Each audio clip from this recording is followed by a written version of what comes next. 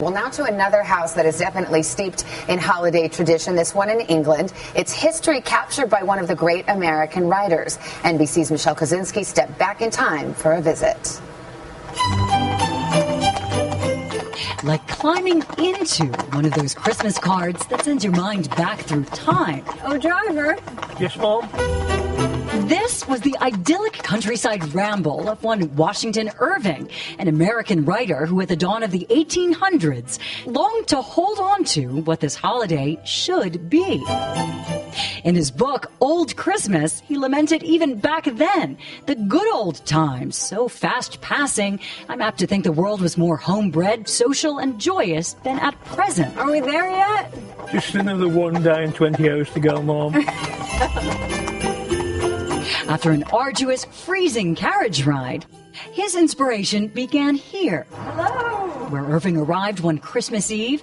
Oh my gosh. Welcome to the Great Hall of Aston Hall.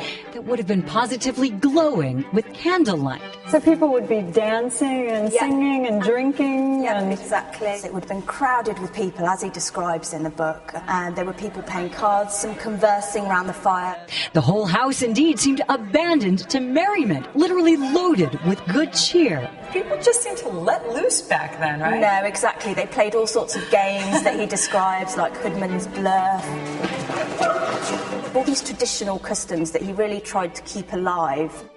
Irving from Manhattan, who also wrote The Legend of Sleepy Hollow and Rip Van Winkle, so impressed Mr. Charles Dickens with his adoration of a proper Christmas time, it inspired his A Christmas Carol.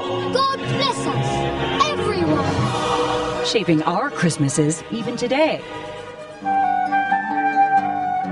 Irving's holiday would have been full of joyful dancing, the twerking of its time. And so you could actually get to know somebody this way? You would, indeed.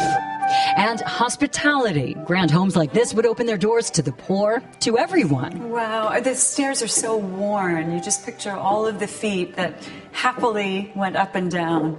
And what a sensation to sit and read in the very room where it happened. A sketch of a young woman where she sat right here 200 years ago. Many old traditions we have kept: holly, mistletoe, the Yule log, and maybe most happily, the feast. And then it would have been a huge ceremonious procession with all the food coming up. Thankfully for most, long forgotten, are the pig's head and peacock pie. For sail all over the town. After a merry dinner back then, there would be the even merrier passing around the spiced wine. But Irving found in all his travels, searching for that perfect Christmas, the spirit of it is what it has always been about. The season for kindling not merely the fire of hospitality in the hall, but the genial flame of charity in the heart. What's that? For today, Michelle Kosinski, NBC News, Birmingham, England. Oh, Merry Christmas. Fun. That's how you party like it's 1813. Exactly, you're right.